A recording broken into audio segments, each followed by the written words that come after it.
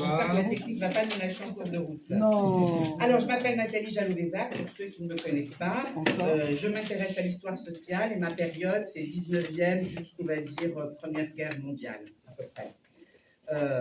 J'ai changé le titre de cet exposé. Au départ, je l'avais intitulé « Un médecin de Montreuil dans la tourmente d'un avortement ».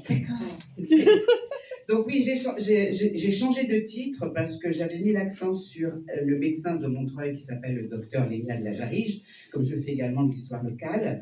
Mais je n'ai pas voulu procéder comme les journaux de l'époque qui ont complètement invisibilisé la pauvre dame, la pauvre jeune femme qui est morte pendant cet avortement. On parle déjà très peu d'elle. Alors, certains journaux ont intitulé cette affaire l'affaire Thompson. Ça a été une très très grosse affaire. Donc moi, j'ai tenu à la remettre au centre de l'histoire. C'est donc l'affaire Thompson. C'est son avortement et voilà. Alors j'ai intercalé, j'ai construit cet exposé d'une certaine manière, c'est que je veux qu'on comprenne qui sont les personnes. J'ai voulu présenter des personnages, des personnes qui se meuvent, qui font des choses, il leur arrive des choses. Donc je pense que c'est important de présenter qui sont les personnes qui vont traverser le drame dont je vais vous parler et d'intercaler ça avec l'histoire de l'avortement. Je veux qu'on les comprenne.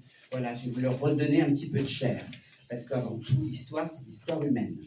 Alors, j'ai organisé cet exposé en 3 parties.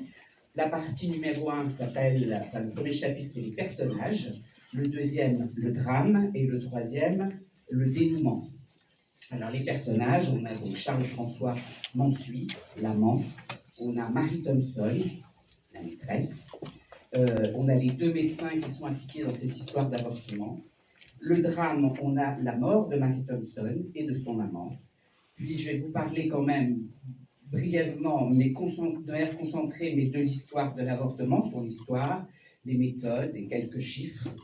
Et puis on verra comment des Batignolles à Toulon, de la zone au Faubourg Saint-Germain, l'avortement touche vraiment toutes les classes de la population. L'événement se passe en 1896. Enfin, le dénouement nous amènera au procès et les débats, ça c'est important, qui conditionnent le verdict et qui conditionnent aussi les lois qui vont venir. Donc on a un débat qui tourne autour des populationnistes contre les néo-malthusiens, je l'expliquerai tout à l'heure, et la médecine d'hôpital contre la médecine des cliniques. Et enfin, on verra quelles sont les suites judiciaires et humaines de cette histoire. De manière formelle, donc je vais vous raconter l'histoire et à la fin du chapitre, je vous montrerai des illustrations, je le ferai après pour ne pas brouiller le message.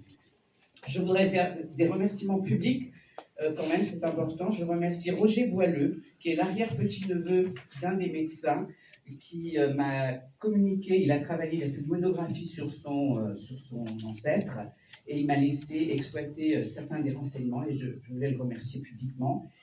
Et je remercie également le maire de Châtenay en France, puisqu'un des personnages habite Châtenay en France, et il m'a accueilli là-bas, j'ai pu photographier la maison, j'ai pu photographier le cimetière, et je tenais à le remercier publiquement aussi. Voilà. Et puis, pour ceux qui ont vous verrez la bibliographie, j'ai travaillé sur des sources très fiables, je suis allé à la BNF, je suis allé... Enfin bon, je ne vous en parle pas plus que ça. Donc, je vais vous présenter les personnages. Et d'abord, je m'assois. Vous m'entendez? Oui. Donc, je vais vous présenter Charles-François Mansuy, dit Musani. Alors, Musani étant l'anagramme de Mansuy. Cet homme naît en 1851 à Paris, dans le 4e arrondissement, qui n'a pas bougé, donc un arrondissement assez populaire. Son père était directeur d'une institution, il a fini sa vie comme bibliothécaire à Avallon. Donc je pense qu'il a grandi quand même avec une certaine éducation. À 17 ans, donc, il s'engage dans le 11e régiment de chasseurs à cheval, et pendant la guerre de 70, il est brigadier. Après la guerre, il quitte l'armée et il va se consacrer à l'équitation. Il devient professeur d'équitation dans de très célèbres manèges à Paris et il va diriger l'école d'équitation de Boulogne. Boulogne, qui est une station qui, sous son Second Empire, a pris beaucoup d'importance dans les courses hippiques. Alors, il dresse des chevaux, c'est un cavalier, c'est un très bon cavalier. Il est loué pour ses qualités de dressage. Alors, il participe à des courses, il fait des exploits, il fait Paris-Bruxelles en buggy. On parle de lui dans la presse. En 82, à 31 ans, il se marie à une Anglaise, Lucy Bradshaw, à la mairie du 8e, et ils vont habiter dans les quartiers chics du 8e arrondissement. Vers 87-88, alors, il acquiert donc une propriété à Châtenay en France et il décide de s'établir comme éleveur de chevaux. Mais c'est une activité qui est vraiment très dispendieuse, alors il y consacre l'essentiel de ses ressources et la prairie n'est pas assez grande et faute de moyens, il est obligé d'arrêter cette activité. Ça lui coûte de l'argent, alors il essaye de se reconvertir dans l'élevage de lévriers, mais ça ne marche pas davantage. Vous verrez, sa vie est jalonnée d'échecs. Donc, le pauvre. Alors, il est rédacteur de traités d'équitation, il en écrit une quinzaine, et c'est un inventeur. Alors, dans une recherche constante pour améliorer l'art équestre, alors il invente des tas de choses. Le porte-étrivière Musani, la selle Musani, l'étrier Musani, le pas Musani, un pas de cheval Musani, et puis il veut inventer un double mort qui va s'appeler le mort Musani, et il finance sa mise au point, mais le commanditaire se rétracte, nouvel échec, patatras, il est de nouveau endetté. Alors c'est un homme, c'est un mondain. C'est un mondain parce que le monde du cheval, c'est un milieu fermé qui touche l'aristocratie, qui touche les ducs, des comtes. C'est un instrument symbolique d'élévation sociale, le cheval. Hein. On va se promener au bois, on va s'y faire voir, et lui, on l'y voit, et on le décrit se promenant au bois. Alors il est journaliste, il écrit dans des journaux, il écrit dans la revue Chevaline, dans la revue des Deux Mondes, et il a aussi des prétentions littéraires. Alors il écrit des petites choses, il écrit aussi des chansonnettes, parce que c'est un cœur tendre, il écrit une chanson pour la bien-aimée, et puis il est meilleur cavalier que littérateur. Hein. Moi j'ai lu certains de ses ouvrages, c'est quand même pas extraordinaire. Il écrit en 81 un livre qui s'appelle Fausse route. Alors je vous dis juste le pitch, c'est le héros, un élégant cavalier, a fait fausse route en dédaignant un amour profond pour se laisser entraîner à une passion purement sensuelle. Le genre. Alors en 86, là il s'attaque à un gros morceau, il écrit un livre qui s'appelle Homme ou singe, à vous messieurs les savants, et il s'évertue à démolir Darwin avec une prétention qui est absolument incroyable. Il cite des exemples, est-ce qu'un chien peut faire ci? Non, est-ce qu'il peut ramener une couverture? Est-ce que le lapin a appris finalement à déjouer les ruses du chasseur? Alors il nie aux animaux toute forme d'intelligence et c'est son obsession, sa marotte, voilà. Je vous dépeins le personnage parce que c'est important de comprendre qui il est. Il a des côtés bien aussi, mais bon, il a ça. Et alors en 90, il écrit La lutte pour le vrai. Alors ça, c'est bon, je l'ai lu. C'est un recueil d'aphorismes à prétention philosophique. C'est beaucoup plus prétentieux que philosophique, je vous le dis. Je vous donne certains de ces aphorismes, vous méditerez là-dessus. Un homme de génie ne chausse les bottes d'aucun autre et aucun autre ne peut chausser les siennes. Voilà. Pourquoi n'y a-t-il si peu, ce qui revient au même, de femmes poètes et compositeurs, sinon parce que les femmes manquent de mesure? La femme honnête est celle qui ne donne son corps qu'après avoir donné son esprit. Voilà. Bon, et alors celle-là, j'ai rien compris, et le critique non plus d'ailleurs, il a eu un gros point d'interrogation. La mort n'est pas un mal, mais une délivrance, pas plus que les autres biens, on ne peut l'obtenir sans peine. Voilà, je vous laisse réfléchir à ça. Alors, plusieurs aphorismes sont consacrés à la réussite par l'éducation, sinon la naissance. Lui, il ne veut pas bouger la hiérarchie sociale. Hein. Les riches sont à leur place, les pauvres sont à leur place, mais par l'éducation, on peut peut-être s'élever. Bon, il pense à lui-même, quoi.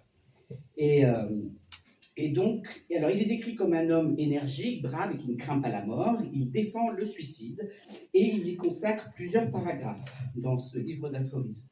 Et dans le cours de procès, il y a le président qui interroge Lajarige et qui dit « Ainsi, il répétait volontiers que si telle ou telle complication se réalisait dans la vie, s'il engraissait trop, par exemple, il se ferait sauter la cervelle, l'embonpoint étant incompatible avec la grâce. » C'est ce qu'il me reste à faire.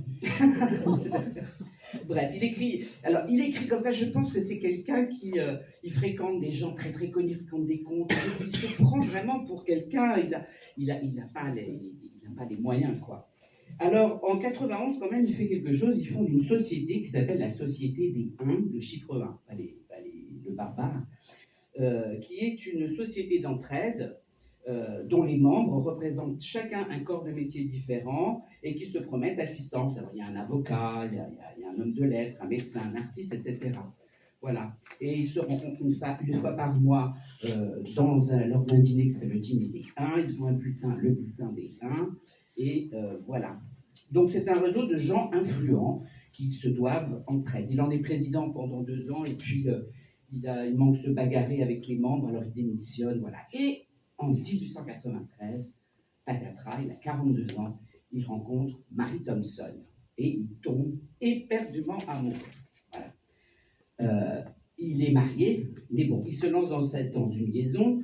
La femme reçoit une lettre anonyme, elle lui dit il faut que tu cesses cette relation, il ne peut pas, il est vraiment trop amoureux. Et d'après un de ses plus proches amis, qu'on va retrouver dans le procès, etc., il dit il s'était mis à l'adorer avec la violence de l'homme qui sent les premiers avertissements de l'âge mûr. Mademoiselle Thompson avait naturellement à ses yeux toutes les qualités, un cœur d'or, des délicatesses exquises, elle seule était belle, elle seule était élégante. Voilà, alors ça c'est une photo, vous voyez la belle allure, une photo de 1892, Charles-François Mansuy. Là il est dans un bouquin qui s'appelle Les Hommes de cheval. Là c'est un croquis qui a été près de lui pendant le procès, c'est sa femme, Lucie Bradshaw. Voilà, il fait donc, ça c'est traité d'équitation et c'est illustré par Frédéric Régamet, qui est son ami, qui va assister presque à ses derniers instants. Voilà, donc ça c'est ses ouvrages. Il est assez réputé, hein, il est connu pour ses méthodes de dressage. Voilà, ça c'est donc le fameux porte-étrivière, ça vous intéresse. La selle, la publicité, alors j'y connais rien en cheval, hein, les nouveaux étriers musaniques, d'ailleurs, qui sont portés au bois par des contes, c'est noté dans les journaux, les seuls qui permettent aux cavaliers d'appuyer les pieds à plat sur la grille de l'étrier et plutôt du côté du pouce que du côté du petit doigt. Voilà, ainsi que le prescrivent les maîtres. Je ne connais rien du tout. Ça, c'est son double mort. Voilà, alors ça, c'est le pas Musani. Voilà, là, c'est une photo. Donc, le pas Musani, le trop Musani. Si vous y comprenez quelque chose, vous me dites après. Moi, je ne sais pas du tout ce qu'il y a de... Voilà, et ça, c'est sa maison à Châtenay, en France. Elle est une assez belle maison. Une dépendance sur le côté. Ça, c'est donc le papier en tête de la Société des 1. Là, c'est la devise de la Société des 1, et de toi, les 1 t'aideront. Et ça, c'est son ami Frédéric Régamet qui illustre également ses livres. Voilà. Voilà pour l'amant. Maintenant, on va passer à Marie. Mary Thompson. Alors elle, je l'ai appelée l'invisible, parce que dans les journaux, on n'en parle quasiment pas. Elle meurt, mais elle n'intéresse personne. Alors, un coup, on l'appelle Ida, alors on l'appelle Georgette, parce qu'en fait, dans les lettres que les journalistes ont lues, ils l'appellent ma Georgette. Mais elle ne s'appelle pas Georgette, elle s'appelle Marie. On ne s'intéresse pas à elle, on ne s'intéresse pas à où elle est née, etc. On dit que c'est une Anglaise, alors qu'elle est écossaise. Alors, j'ai pas grand-chose sur elle, mais j'ai quand même essayé de faire des petites recherches. Donc, elle est née à Glasgow en 1865, ses parents sont décédés. Et en 1893, elle entre dans une très très grande maison de haute couture, la maison Redfern, qui était vraiment une maison très célèbre alors, comme essayeuse. Essayeuse, c'est le terme pour mannequin aujourd'hui. Alors c'est une maison de haute couture qui est vraiment très très renommée. Redfern passe pour être l'inventeur du costume tailleur pour la femme, et il crée des costumes chics destinés aux nouvelles pratiques sportives. C'est un Anglais, donc voilà. Et la maison fournissait toutes les cours d'Europe, la cour d'Angleterre et les principales cours d'Europe. Alors, les conditions de travail dans la maison Redfern, qui se situe 242 rue de Rivoli, sont, paraît-il, excellentes. Le personnel est bien payé, il est bien traité, les ouvrières ont un réfectoire, et elles n'y travaillent pas plus, on dit dans le journal, elles n'y travaillent pas plus de 10 heures par jour. Donc, c'est des bonnes conditions de travail. Et alors, elle y gagne très bien sa vie, Marie. Elle gagne 350 francs par mois, plus elle est intéressée donc à une part des bénéfices qui lui fait à peu près 5 000 francs par an. Pour vous donner l'équivalent, un instituteur en ville, en comparaison, touche moitié moins. Voilà, et elle est appréciée de ses collègues, bien traitée de son patron.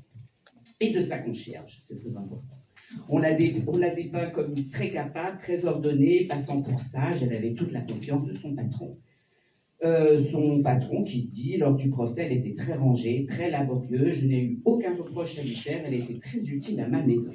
Alors physiquement, bien sûr, elle était jolie, elle était blonde, elle était grande, elle était élancée, d'allure distinguée, etc. Alors depuis 1994, elle habitait dans un immeuble cossu du 7e arrondissement, un petit appartement qu'elle avait meublé avec un certain luxe. Et là, c'est le témoignage de sa concierge. Monsieur Charles Mansuy lui rendait fréquemment visite, presque tous les dimanches. Ils sortaient ensemble et je vous assure que Monsieur Mansuy et son ami formaient un très beau couple. Lui, grand, fort, avec son allure d'officier de cavalerie. Elle, svelte, élégante et toujours vêtue avec une coquette simplicité. Du reste, elle ne recevait personne et elle ne sortait jamais seule, si ce n'est pour se rendre chaque matin chez le grand couturier où elle tenait l'emploi d'essayeuse rue de Rivoli. Je sais qu'elle était estimée de ses patrons et qu'elle est unanimement regrettée de ses camarades. Voilà. Et son ami et collègue, Kate Williams, qui connaît Marie Thompson depuis plusieurs années, déclare qu'elle ignorait complètement les relations qu'elle avait avec Charles-François Mansuy. Alors, j'ai pas beaucoup de choses sur elle, j'ai juste un petit croquis qui a été pris pendant le procès. Voilà. Ça, c'est la maison Redfern, 242 rue de Rivoli. Ça, c'est une publicité. Ils étaient présents donc, à l'exposition universelle de 1900. Alors ça, c'est un modèle de 1896. Voilà, c'est ce type de robe qu'elle devait porter. Et à côté, ce sont les modèles de sport que créait le couturier John Redfern. Il pouvait faire du sport et être élégante. Et ça, alors ça, j'ai trouvé ça sur Wikipédia. Il y a 147 vignettes de création. Ce sont des photos de modèles Redfern et qui sont, enfin moi je trouve ça nous restitue un petit peu la mode de l'époque et on voit un petit peu son travail. Là, c'est là où elle habitait, rue de Bourgogne. Voilà. Voilà pour Marie. Maintenant, on va s'intéresser à nos deux médecins. L'affaire dans les journaux étant l'affaire Boileau-Lajarige. Alors, le docteur Joseph Légnat de Lajarige, il est né en 1843 en Corrèze. Il vient d'une vieille famille implantée en Corrèze depuis longtemps, assez cossue. Le père est mentionné comme propriétaire à Trégnat, après il est géomètre à Tulle, et il a deux frères aînés. Un frère aîné qui s'appelle Henri, qui est général et qui a commencé comme simple soldat, et qui a fait une très très belle carrière, et Louis, qui est percepteur des contributions directes. Alors il gagne un petit peu moins, lui il est en Corrèze, voilà, et il a 6 enfants. En 69, il s'inscrit, donc mon docteur de Lajarige s'inscrit à la faculté de médecine, mais ses études sont interrompues par la guerre en 1870. Alors il est incorporé le 30 juillet, il ne peut pas passer son deuxième examen, il est mentionné comme absent sans excuse. Et pendant la guerre, il combat à la bataille de Gravelotte. Gravelotte, c'est pas n'importe quoi. On peut voir comme avec Gravelotte, où il y a eu 12 000 Français qui sont morts, 20 000 Prussiens. C'est vraiment une bataille. Il paraît qu'il s'y est très très bien comporté avec bravoure. Il a eu une médaille. Et ensuite, il est retenu au siège de Metz pendant le mois de novembre au mois de juin. Voilà, il est en captivité. Et dès la fin de la guerre, il se précipite pour reprendre ses études à Paris. Il est reçu médecin en 1974, en 1874, non sans mal. Il va exercer un petit peu en Corrèze, et puis après il va s'établir à Beaune-la-Rolande, dans le Loiret, puisqu'il a fait la connaissance de sa femme, qui est la fille du maire de Beaune-la-Rolande. Beaune-la-Rolande, à l'époque, a 1967 habitants, c'est pas vraiment quelque chose de très important. On verra plus tard, je vous en reparlerai. Alors en 1885, il décide finalement de monter à Paris pour faire un peu d'argent, parce qu'il a pris à sa charge l'éducation des 6 enfants de son frère, puisque apparemment les émoluments d'un percepteur, ça n'est pas suffisant. Il décide Donc, 2 d'ailleurs vont finir médecins. Un va être ophtalmologue, l'autre médecin militaire, et un autre va être pharmacien à Montreuil. Et il va exercer dans la pharmacie à Montreuil, je ne sais pas si vous voyez, à l'angle qui maintenant ça s'appelle Bocal Génial. Mais il y avait une pharmacie à l'angle de la rue Mériel et de Rocher-de-Lille pendant très longtemps. Et c'est là que le neveu de Joseph Légnat a commencé à exercer. J'aime bien resituer localement. Voilà. Alors il fonde un cabinet de consultation. Alors il monte à Montreuil, et Et il fonde un cabinet de consultation quand même à Paris, au 28 rue de Rivoli. Et il vit à Montreuil, où il consulte également. Il consulte dans 2 endroits. Alors, il s'est spécialisé dans les maladies pulmonaires, le larynx, la tuberculose étant l'une des grandes maladies du siècle, avec la syphilis, mais bon, lui, il se spécialise là-dedans. Et il est l'inventeur d'une méthode de soins qui consiste à introduire dans le larynx une canule par laquelle on injecte sans danger et sans douleur des médicaments qui pénètrent directement dans les poumons. Petite parenthèse, en 1895, il fait partie des médecins grévistes à Montreuil. J'avais consacré un article dans le journal de Montreuil à cette grève des médecins qui avait protesté contre la venue d'une doctoresse à Montreuil. Je ne raconte pas toute l'histoire, mais par pure misogynie. Lui, il avait été un des médecins grévistes. Alors, coopté par un ami commun, il intègre donc la fameuse Société des Huns. C'est là qu'il rencontre Mansuy. Alors, en tant que corésien, il fait partie d'un réseau, les Corésiens de Paris. C'est assez important. Ils ont leur journal, ils ont le Lémousi, ils ont leurs grands hommes, ils ont leur réseau d'influence. Et il faut bien comprendre que l'attachement à la région, la terre natale, quand on vit à Paris, c'est important. Voilà, donc ce réseau se mobilise quand l'un d'entre eux est également en difficulté.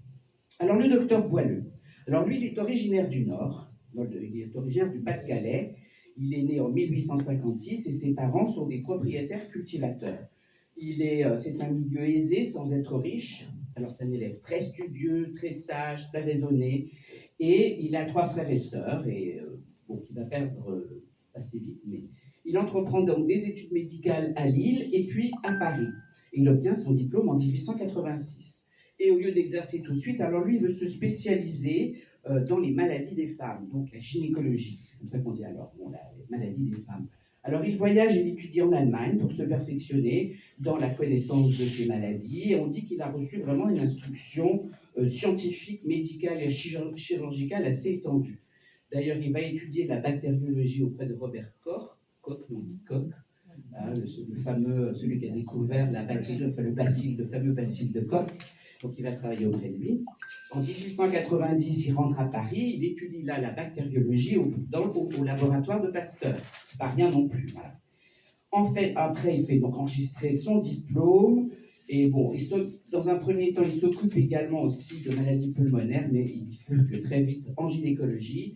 Et en 1891, il fonde une clinique rue des Archives avec un officier de santé. Et il réside, lui, rue de l'Arcade, près de la gare Saint-Lazare. Il a rédigé, à l'occasion du 4e congrès de gynécologie, d'obstétrique et de pédiatrie à Vienne en 1891, une brochure qui est intitulée « Blessures de l'utérus dans l'avortement criminel ». Je cite, c'est important pour la suite. Et il met au point une technique chirurgicale particulière pour opérer une pathologie vaginale. Voilà. Donc, je vais vous montrer les petits médecins. Donc, voilà, le docteur Joseph Légnat de la Jarige avec son frère, le général. J'ai vu sa photo de mariage, il était magnifique, le général. Il était très, très beau. Non, mais c'est un bel homme. Voilà, la maison de Légnat de la Jarige en 1905. C'est en 1873 qu'ils ont fait rajouter à leur nom, il s'appelait Légnat, ils ont fait rajouter de la Jarige. Très, très belle maison. Bon, ça, je ne sais pas ceux qui connaissent le cinéma, c'est Bernard Lajarige, c'est un comédien, vous le connaissez? Eh bien, il est issu de cette famille, c'est le fils de l'ophtalmologue, voilà. Et qui habitait d'ailleurs Saint-Mandé, il est Saint-Mandé. Je l'ai mis là comme ça, parce que moi je le connais, enfin, on le voit dans beaucoup de films des années 50. Le docteur Boileau, d'ailleurs, Marie Thompson dira à une de ses collègues, quand elle dit à un moment donné qu'elle va se faire opérer, qu'elle va être opérée par un grand et bel homme de 40 ans. Voilà, je ne sais pas plus.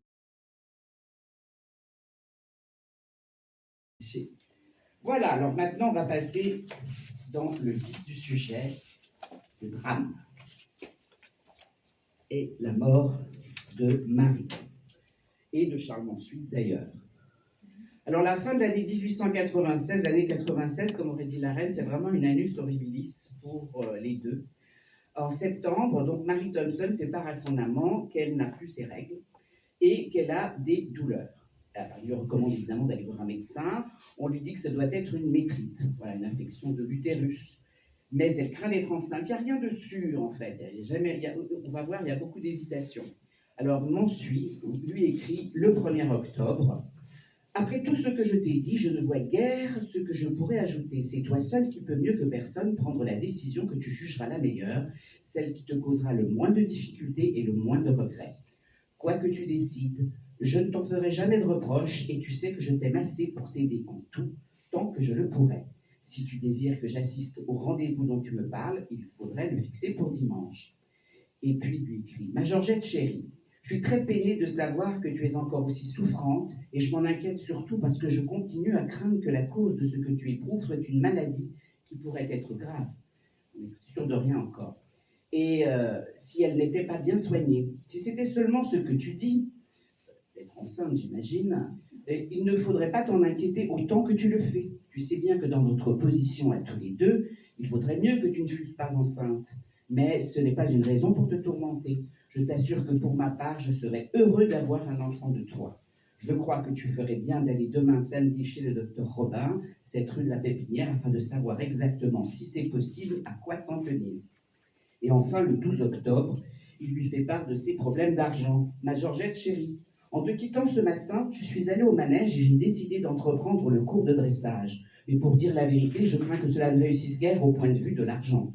En rentrant ici, je me trouve en face de nouveaux ennuis d'argent, toujours, et je vois l'avenir tellement sombre que je n'ose plus insister pour que tu changes la résolution dont tu m'as parlé hier et qui est peut-être la plus sage.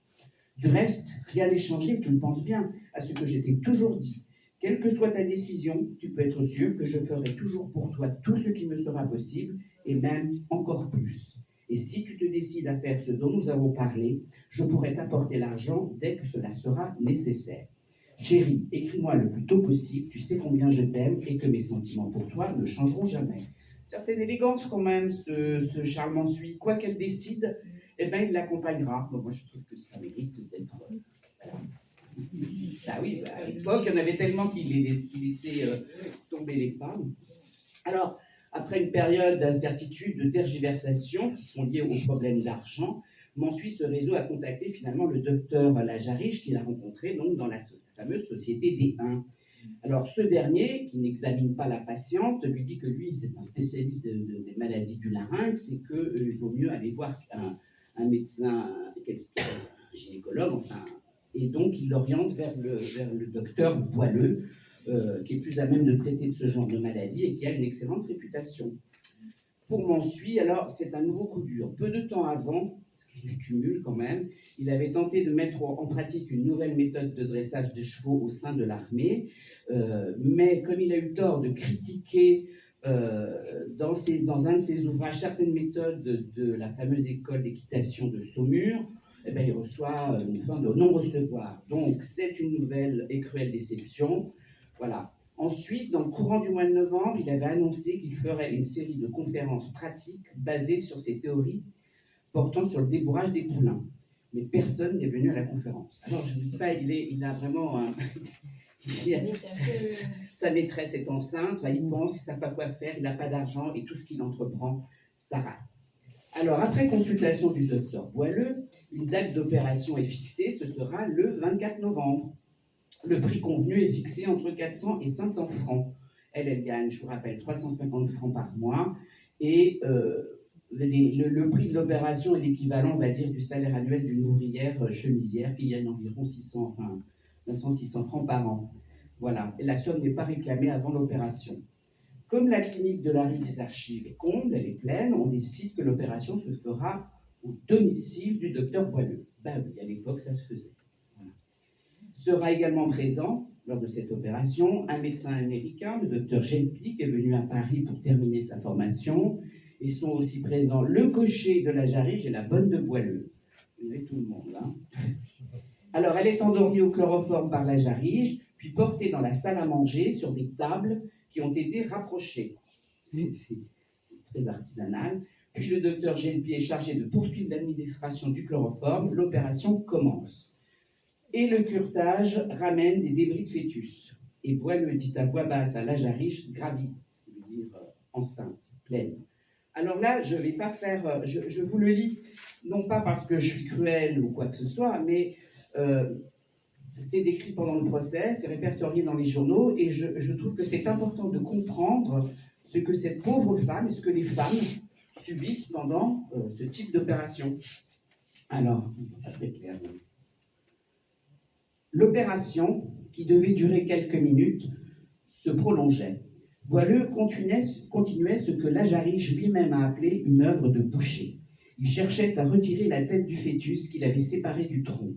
Mais soudain, une complication se produisit. Il perfora l'utérus et sentit qu'une anse intestinale passait par la déchirure. Il dit à haute voix « Je sens l'intestin engagé dans la matrice. Il faut faire la laparotomie, c'est-à-dire pratiquer l'ouverture du ventre. » À ce moment, de Lajarriche, prenant peur, elle a trouvé Mansuy qui attendait dans une pièce voisine et qui, mis au courant, refusa de consentir à cette nouvelle opération. Boileau se livra alors à des manœuvres longues et pénibles pour essayer de réduire l'intestin. Puis Mademoiselle Thompson fut replacée sur le lit de la chambre ouverte. Boileau et de Lajarriche laissaient ainsi dans la cavité abdominale la tête du fœtus. Quelques heures après, Mademoiselle Thompson ressentait des douleurs qui devinrent vite intolérables. C'était la péritonite qui se déclarait. Boileau comprit alors qu'il fallait retirer la tête et se disposa à pratiquer la laparotomie. Il manda le docteur Barberin et l'officier de santé Navel, qui l'assistaient habituellement, et l'opération fut faite à 5 heures du matin. Barberin, qui n'avait pas été complètement renseigné, fut étrangement surpris de le voir retirer une tête de la fosse iliaque gauche. Malgré l'opération, la péritonite continua sa marche et Mademoiselle Thompson mourut le 26 novembre à 1h de l'après-midi. Je sais que c'est un peu barbare, mais c'est ça aussi, c'est une réalité physique subie par les femmes.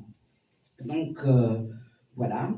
Et donc, elle meurt le 26 novembre, c'était la veille de son anniversaire, elle allait avoir 31 ans.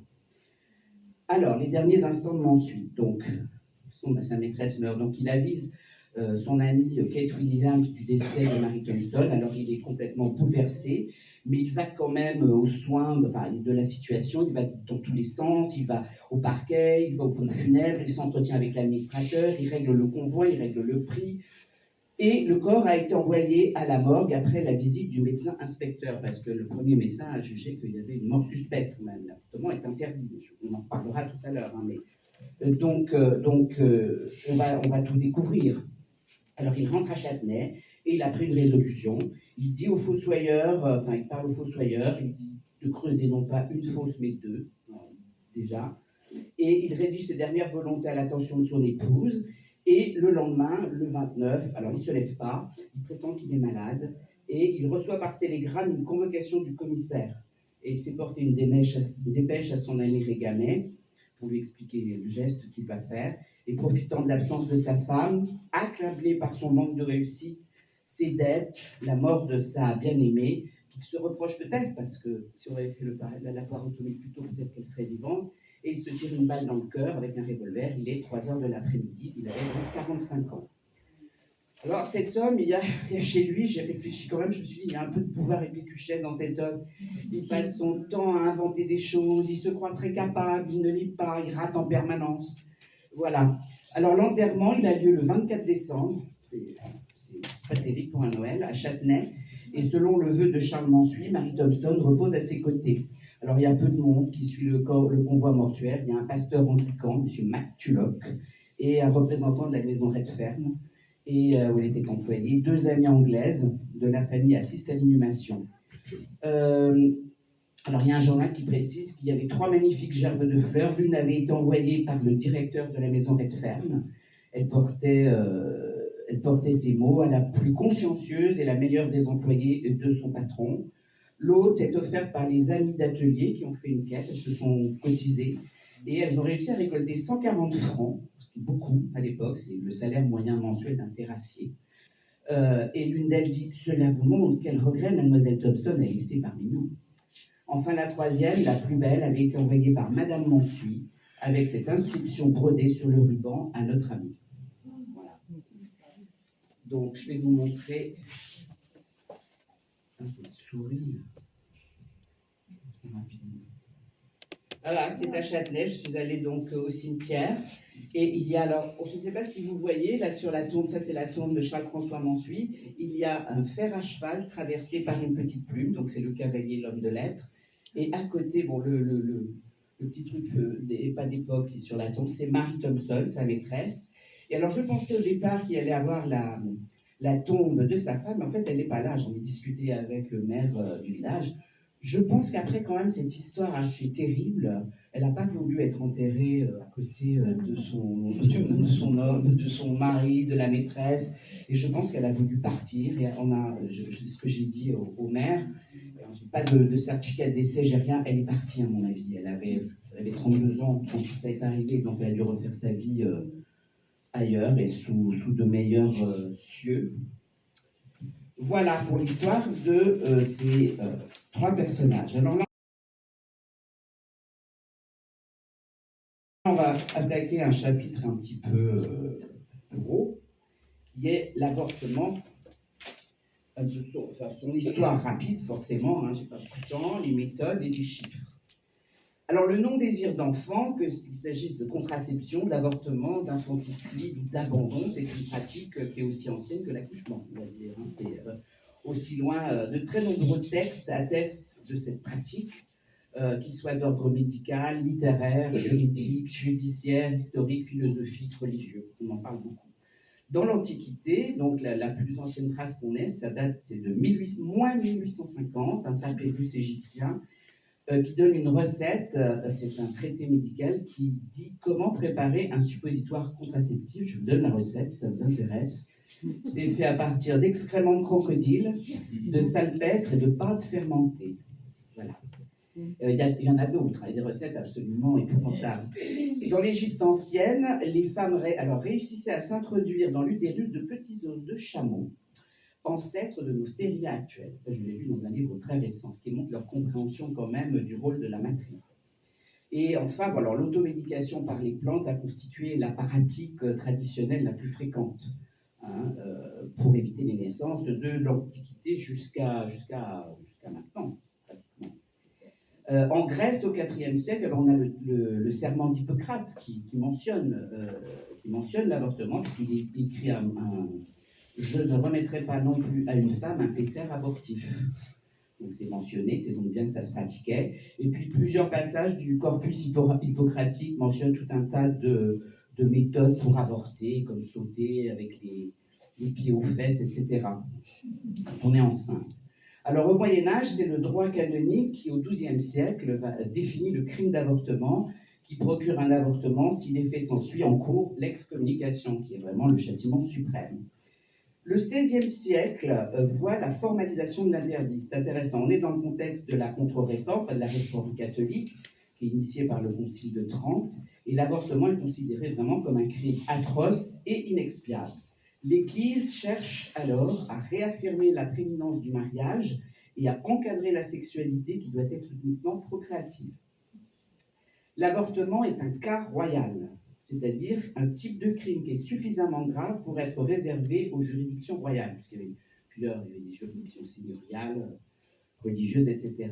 Et c'est ainsi que paraît l'édit de Henri II en 1556. Alors cet édit, je vais vous le lire. Alors ça, je vais vous le lire parce que j'aime bien prendre l'accent du Moyen-Âge. Alors... merveilleux, merci. Merci beaucoup. En étant dûment averti d'un crime très énorme et exécrable, fréquent en notre royaume, qui est que plusieurs femmes ayant conçu enfant par moyens déshonnêtes ou autrement, persuadées par mauvais vouloir et conseil, déguisent, occultent et cachent leur grossesse, sans en rien découvrir et déclarer, et advenant le temps de leur part et délivrance de leurs fruits, occultement s'en délivrent, puis le suffoquent, meurtrissent et autrement suppriment, sans leur avoir fait impartir le saint sacrement de baptême. Ce fait les jette en lieux secrets et immondes, ou enfuissent en terre profane, les privant par tel moyen de la sépulture coutumière des chrétiens. C'est ça qui est le plus grave, finalement, c'est que les enfants meurent sans baptême. Voilà. Donc, on a cet édit donc, en 1556. Alors, cet édit condamne le recel de grossesse et la suppression de parts, c'est-à-dire la dissimulation de la grossesse et l'avortement ou l'infanticide. Autrement dit, la loi criminalise le péché. Les femmes non mariées et veuves doivent déclarer leur grossesse sous peine de bannissement ou de mort. Et l'édit va rester valable jusqu'à la Révolution française. Alors, moi, je me suis demandé, est-ce qu'il y a une police du ventre? On va regarder les femmes, est-ce qu'il y a des dénonciations, des vengeances? On va dire, elle est enceinte, on l'a cachée, parce que c'était la dissimulation, c'était ça qu'on ne voulait pas. Donc on a une double peine pour la femme qui avorte, on a une condamnation religieuse, hein, l'excommunication, c'est un péché mortel, et une condamnation séculaire, elle est condamnée à mort, la pauvre. Voilà. Alors le XVIIe siècle, on a un nombre de témoignages absolument incalculable sur des affaires d'avortement, des affaires retentissantes. Je ne sais pas si vous connaissez Talleyrand des Réaux. Il a, dans ses historiettes, il y a plein de volumes, il décrit des personnages qui ont vécu au temps de Louis XIII, et dans l'un d'eux, il parle de la duchesse de Montbazon. Quand elle se sentait grosse, après qu'elle eut assez d'enfants, elle courait au grand trot en carrosse par tout Paris et disait « Je viens rompre le cou à un enfant ». Et puis, il parle de la célèbre Marion Delorme, la courtisane. Alors, je ne vous lis pas le texte, c'est assez savoureux, mais il rapporte comment elle a eu plusieurs grossesses, qu'elle s'est fait avorter de nombreuses fois et qu'elle succombe en 1650 après avoir absorbé une trop forte dose d'antimoine pour se faire vider. C'est comme ça qu'on dit alors. En 1660, il y a un très très gros scandale, puisqu'il y a une dame d'honneur de la reine Anne d'Autriche, enceinte de son amant, le duc de Vitry. Donc il va y avoir une condamnation à mort, parce qu'il faut bien voir qu'à l'époque, la hiérarchie des peines sous l'Ancien Régime tient compte de la position sociale. Évidemment, quand il s'agit c'est un peu moins grave quand il s'agit d'une servante, etc. Mais là, on touche, donc c'est assez grave. Et puis, on a la fameuse affaire des poisons, avec Catherine Léhay et la voisin, qui, là, il y a toute une entreprise d'avortement, ils font des messes noires, plein de choses, mais surtout des avortements. Alors, ça j'ai noté ça parce que ça m'a bien plu. En 1660, se faire avorter, donc se disait dans le menu peuple, se faire vider quoi, et perdre son fruit. Mais les précieuses, qui réglaient alors le beau langage, parlaient, je cite, d'appeler tout bas Lucine quand de la rose ne reste que l'épine. On dit. Alors, à la même époque est posé le débat sur l'avortement thérapeutique. Est-ce qu'il faut sacrifier en cas de difficulté la mère ou l'enfant? Ça, ça revient de manière récurrente, ou en cas de viol. Et ça pose les jalons quand même de l'acceptation de l'avortement. Voilà. Quant au débat posé par la religion, c'est celui, et depuis très longtemps d'ailleurs, de l'animé ou de l'inanimé. À partir de quand le fœtus peut-il être considéré comme un être vivant? Voilà. Au XVIIIe siècle, alors, il y a une explosion des naissances illégitimes et des abandons, et c'est ça c'est ça qui préoccupe en premier lieu les politiques publiques. Et bien que condamné à plusieurs reprises par l'Église et l'État, l'avortement est en général assez peu réprimé sous l'Ancien Régime. Et il y a un nouveau code pénal en 1791, le premier code de droit français unifié. L'article qui pénalise l'avortement est très court. Quiconque sera convaincu d'avoir par breuvage, par violence ou par tous autres moyens procuré l'avortement d'une femme enceinte sera puni de 20 années de fer. Alors, le 19e siècle constitue un tournant par on va dire la démocratisation, c'est pas un très la popularisation de procédés mécaniques d'avortement qui supplantent largement toutes les méthodes traditionnelles et qui sont souvent assez inefficaces. Alors, le percement de l'œuf par une sonde était un procédé qui était vraiment hasardeux et très dangereux, et le risque d'une perforation de l'utérus, d'une infection était fatal, et voilà. En plus, le risque d'infection entraînait l'hospitalisation et ferait découvrir ce qui était considéré comme un geste criminel. L'injection d'eau provoquant les contractions utérines et permettant ainsi l'expulsion du fœtus est apparemment une révolution. L'efficacité en fait vite reconnue par les médecins, ainsi que sa relative simplicité à mettre en œuvre.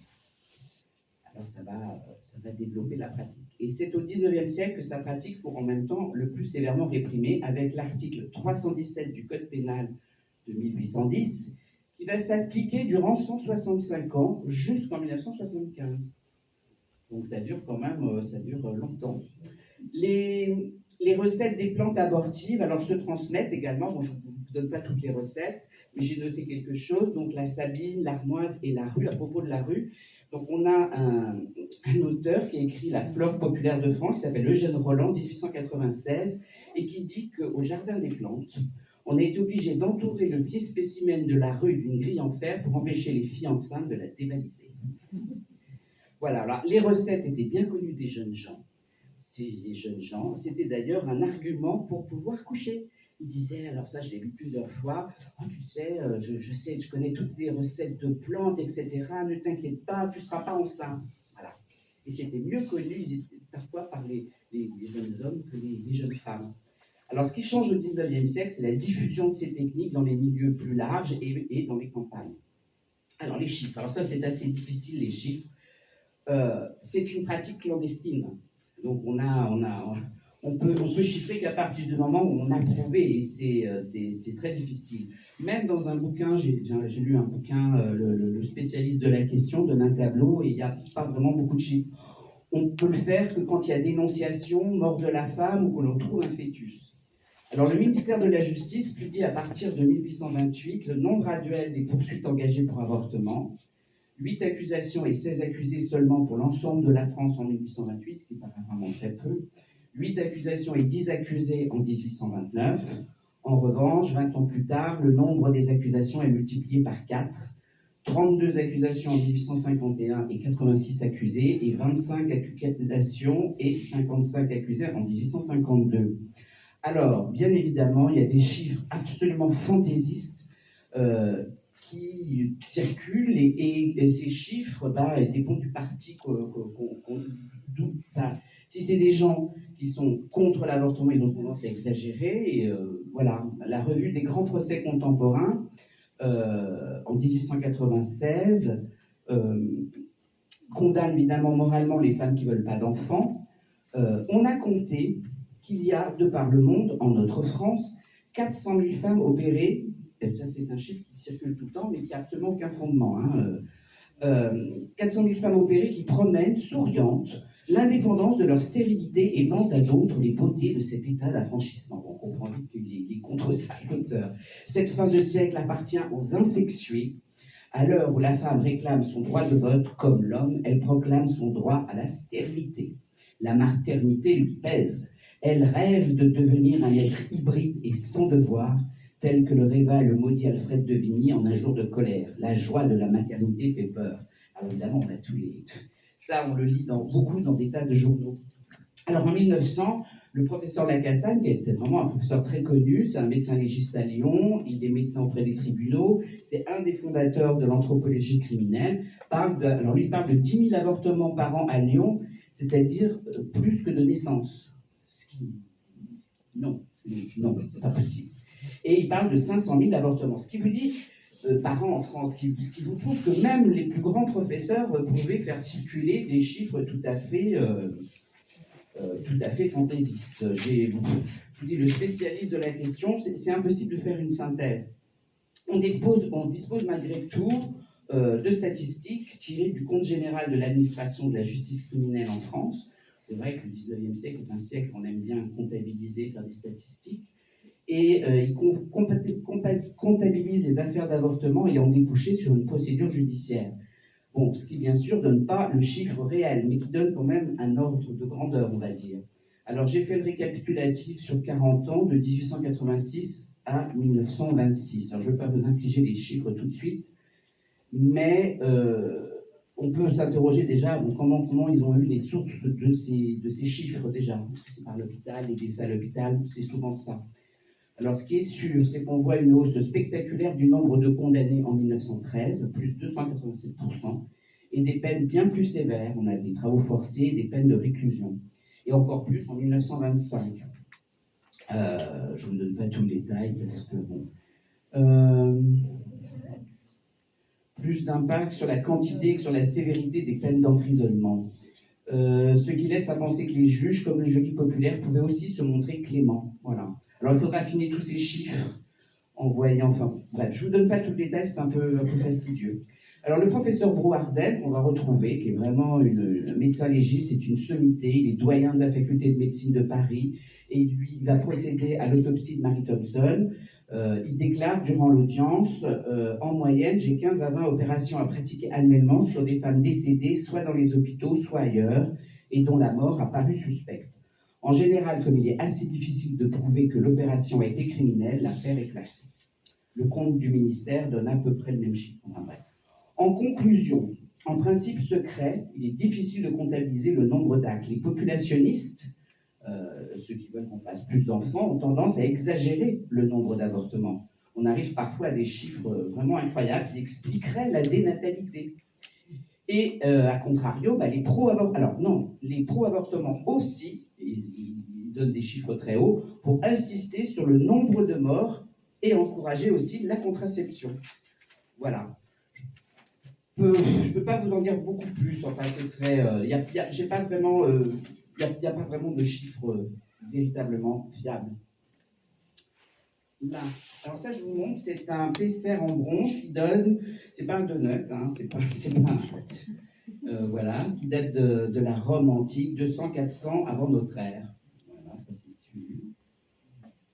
Voilà. Ça c'est le fameux article 317, je ne vais pas vous infliger. Ça c'est le tableau les chiffres des condamnations et des avortements que j'ai réalisés. Voilà. Il n'y a pas vraiment on dit en 1913 et puis en 1925, donc je vous donnerai les lois tout à l'heure, ça a une faible incidence. Alors là, on va voir que, j'ai appelé ça des Batignolles à Toulon, de la zone au Faubourg Saint-Germain, l'avortement touche les villes comme les campagnes, les petites villes comme les grandes, et il est pratiqué dans toutes les classes de la population. Alors il alimente quotidiennement les rubriques des journaux. Alors évidemment, le statut des femmes qui avortent, celles et ceux qui le pratiquent, dans une société de classe quand même, déterminera en partie le traitement judiciaire et journalistique de l'affaire, comme les conditions d'incarcération. Quand elle se situe dans les quartiers populaires et que c'est une femme qui pratique l'avortement, les journalistes redoublent de qualificatifs pour la nommer. Alors elle s'appelle faiseuse d'ange, matrone, la mort aux gosses, mégère, infâme créature, ignoble matrone, ogresse, qualificatifs qui n'ont pas de symétrie masculine, évidemment. Alors, certaines affaires ont frappé l'opinion. À Montreuil-sous-Bois, il y a déjà eu une affaire d'avortement en 1887 qui a occupé les premières pages des journaux, l'affaire Juquet de la Salle, qui implique une sage-femme qui était mariée à un noble décavé, déclassé, et dans laquelle, d'ailleurs, le docteur de la Jarige avait été amené à témoigner en faveur de la sage-femme, d'ailleurs. Il était très maladroit, il s'adressait au président d'une certaine manière, il disait « Oh, j'ai pas l'habitude des procès, tout ça ». Bon, là, vous allez voir tout à l'heure, le pauvre, malheureusement.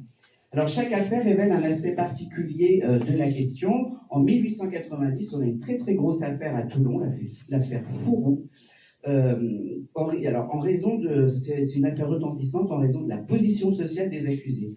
Elle implique le maire de Toulon et son amante, Jeanne Richard de Chicourt, épouse du lieutenant de vaisseau Marie-Joseph Jules Faux de Jonquière.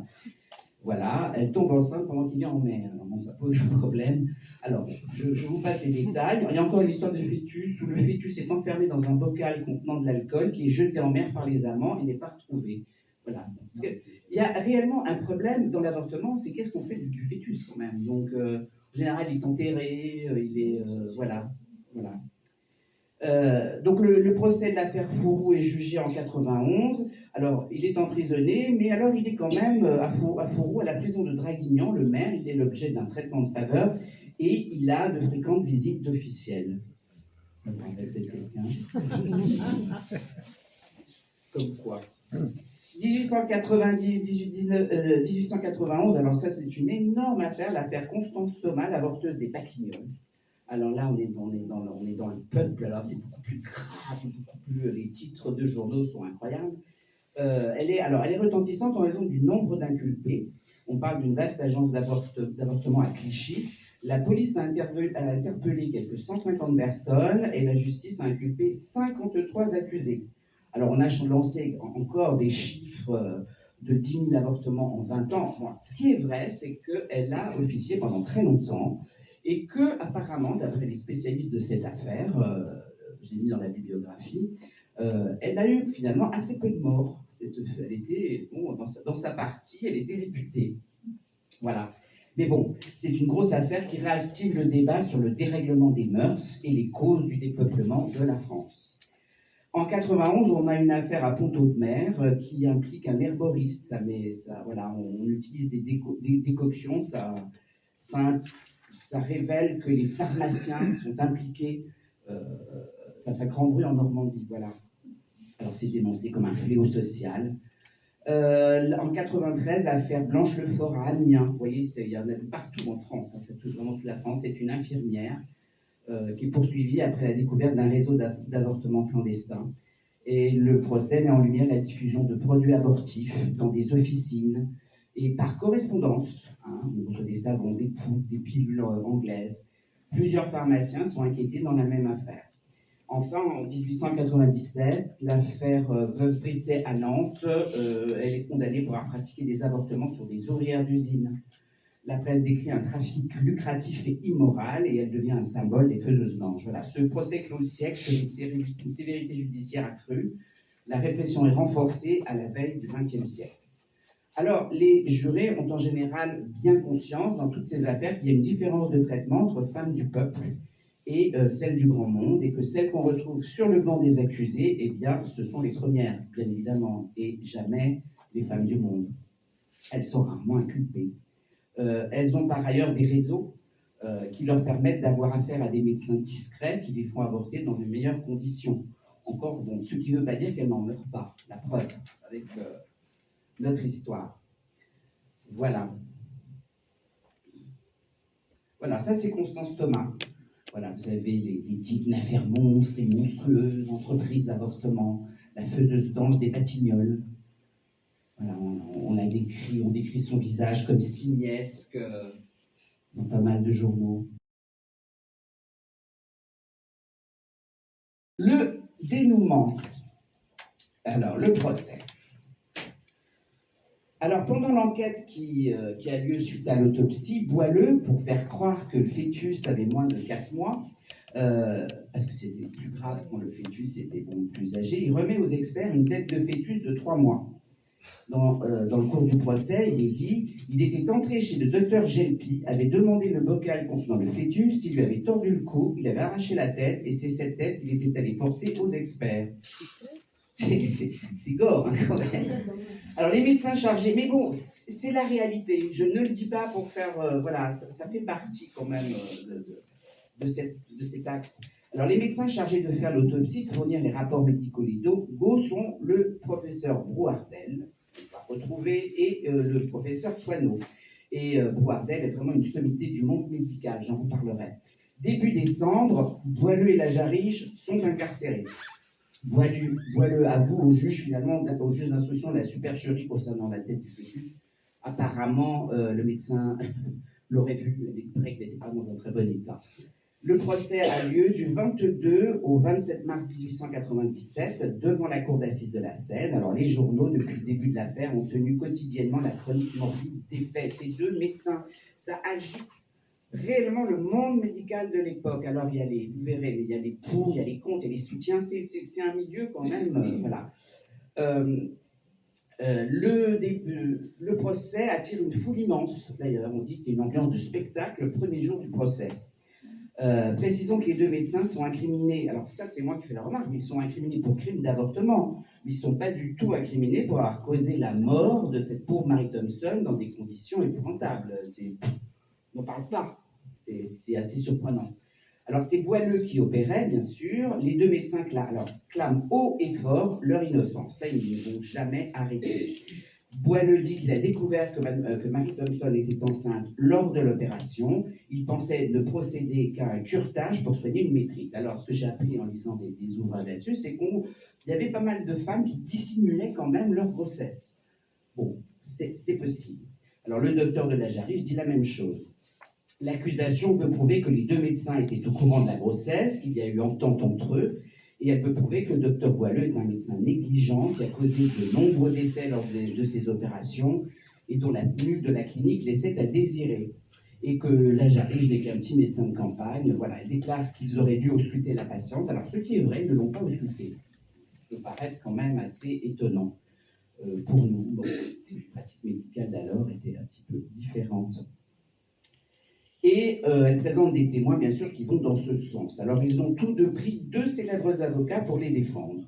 Les témoins, il y a 44 témoins à charge pour les 2 accusés, 34 à décharge pour la Jarige et 75 à décharge pour Boileau. Alors là, je vais citer donc un passage de la monographie de Roger Boileau. Le premier présente son client, son vécu, sa personnalité, puis s'attache à démolir l'argumentation de l'avocat général, qui est sévère. Hein. L'avocat général, il ne va pas de main morte. Ça, j'ai lu tout le réquisitoire, basé sur des suppositions, des on-dit, des impressions, des lettres et dénonciations anonymes. Basant sa défense sur du solide, des rapports de police, des écrits médicaux parus dans le Progrès médical, des déclarations de conseillers municipaux, il prouvera que la clinique de Charles est bien tenue, qu'on y est bien soigné, et, statistique à l'appui, qu'on y meurt beaucoup moins que dans les hôpitaux. Il légitime un par un les 23 décès survenus dans la clinique entre le 1er mai 91 et le 31 juillet 96, et dont Charles a noté pour chacun la cause et les soins pratiqués. Il justifie toutes les opérations où on accuse Charles d'avoir pratiqué à tort et à travers des avortements volontaires. Voilà. Pour la Jarige, alors les témoins et les amis de la Jarige comptent des personnalités, dont de nombreux Corésiens, on trouve les réseaux, qui défendent leurs intérêts mutuels. Alors parmi eux, on compte Edmond Perrier, qui est né à Tulle, membre de l'Académie des sciences et professeur au Muséum d'histoire naturelle. C'est important, ça pose son homme. À l'époque, on écoute tous ces titres, toutes ces, ça, si vous avez vrai, c'est important. Le professeur Darsonval, qui est professeur au Collège de France, le professeur Charin de la faculté de médecine, monsieur Jacquemart, ingénieur des mines, inspecteur général au ministère du Commerce, etc. Donc vraiment du beau linge qui vient témoigner pour la Jarige. Alors, il y a également de très nombreux Montreuillois qui viennent spontanément, alors ils ont fait spontanément une pétition qui aurait recueilli 12 000 signatures. Non, mais c'est vrai que les Montreuillois se sont énormément mobilisés pour leurs médecins qu'ils adoraient, vraiment. Ces générosités et ces charités sont attestées aussi dans le dossier par les médecins de Montreuil qui ont témoigné de toute leur estime pour de la Jarige. Après les médecins, messieurs les jurés, vous avez vu à la barre des témoins, cette cohorte des habitants de Montreuil, les notables d'abord, le conseiller général, le banquier, celui qui vous disait que là-bas de la Jarige était surnommé le Terre-Neuve, il était bon, puis ensuite les humbles, les petits bourgeois, les ouvriers.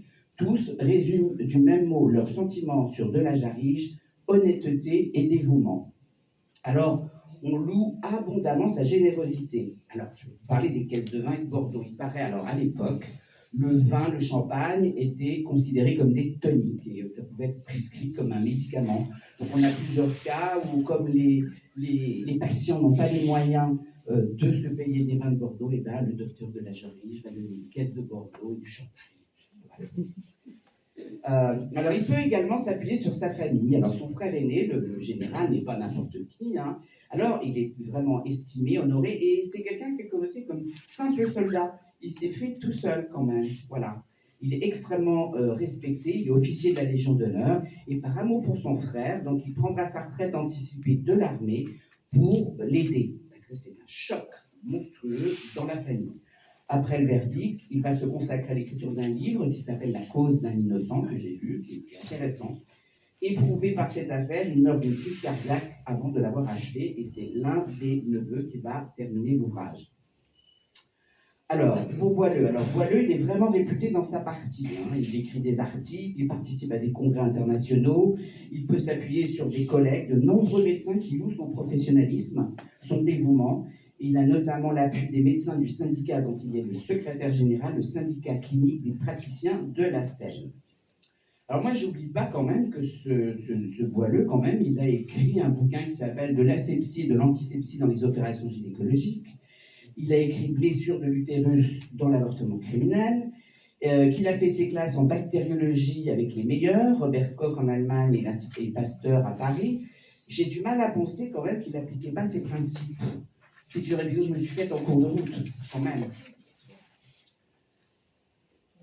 Mais vous verrez enfin, je ne dis pas tout.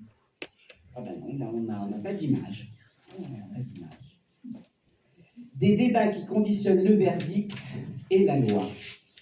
Alors, il faut bien comprendre qu'à l'époque, on est en plein dans un contexte particulier qui est le contexte démographique. La cinglante défaite de 1871, la perte de l'Alsace-Lorraine ont été un véritable traumatisme en France.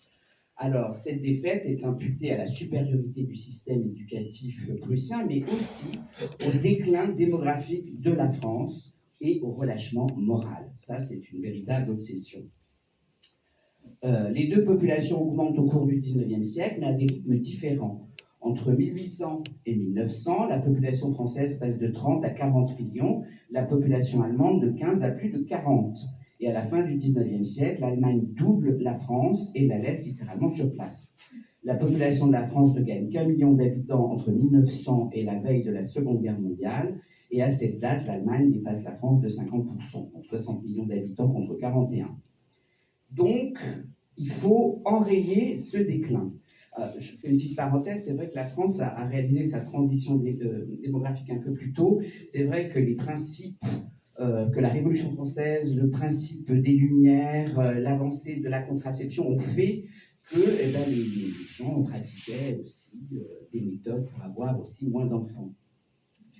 Donc on a d'un côté les populationnistes ou les repopulateurs. Alors, ces idées contribuent à légitimer la mise en place d'une politique nataliste dès la fin du XIXe siècle. Plusieurs associations voient le jour, la plus grande étant l'Alliance nationale pour l'accroissement de la population française, qui est fondée en 1896 par Jacques Bertillon, le chef du bureau de statistique de la ville de Paris, le frère d'Alphonse Bertillon, celui qui a fait le premier les fiches anthropométriques. Donc il faut redresser la natalité française en alertant l'opinion et en faisant pression sur les acteurs politiques. Alors il y a d'autres ligues, il y a une ligue quand même catholique et patriotique. Alors pour ce type d'association, de ne pas concevoir est un crime contre la nation. Les femmes sont coupables. Alors ces associations, on dirait, elles agissent comme des groupes de pression au sein du Parlement. Elles luttent activement contre les néo-malthusiens. Qui sont les néo-malthusiens ? Alors, je vous parle un tout petit peu de Malthus, qui est un pasteur et un économiste anglais de la fin du XVIIIe, début du XIXe, qui affirme la nécessité de restreindre les naissances, les ressources alimentaires croissant moins vite. Bon, il place, on va dire, ce qui est assez révolutionnaire, c'est qu'il place la démographie au cœur de la pensée économique, en respectant des contraintes morales. Alors, c'est pas un adepte de la contraception, mais en respectant donc des contraintes morales, en retardant l'âge du mariage et en observant une chasteté absolue avant la bénédiction nuptiale. Voilà. Et chaque famille doit, par ailleurs, se limiter au nombre d'enfants qu'elle est certaine de pouvoir entretenir. C'est ça, Malthus. Mais s'il prône la chasteté, c'est pas un apologue du contrôle des naissances, et encore moins, il est pasteur, un chantre de l'avortement. Alors, le néo-malthusianisme, c'est un courant qui naît à la fin du XIXe siècle et qui prône la restriction des naissances. Alors, ces motifs sont liés aux conditions de vie de la classe ouvrière. Bien sûr, on écoutera une chanson tout à l'heure de Montéus. Montéus, il vient d'une famille de 22 enfants. Il y a des familles de 18 enfants, donc qui vivent dans une misère incroyable. Donc, on dénonce ça. L'antimilitarisme, on ne veut pas faire des enfants, on ne veut pas de chair à canon, la lutte contre la prostitution et des débats qui sont bien sûr initiés par les féministes. Je reparlerai. Alors, ces adeptes prônent le contrôle des naissances, notamment en divulguant les méthodes de contraception via des brochures, des tracts, des conférences. Ils ne sont pas toujours d'accord sur la question de l'avortement. Certains sont pour, mais certains prônent d'abord les méthodes de contraception. Alors, parmi eux, on compte beaucoup d'anarchistes et des féministes.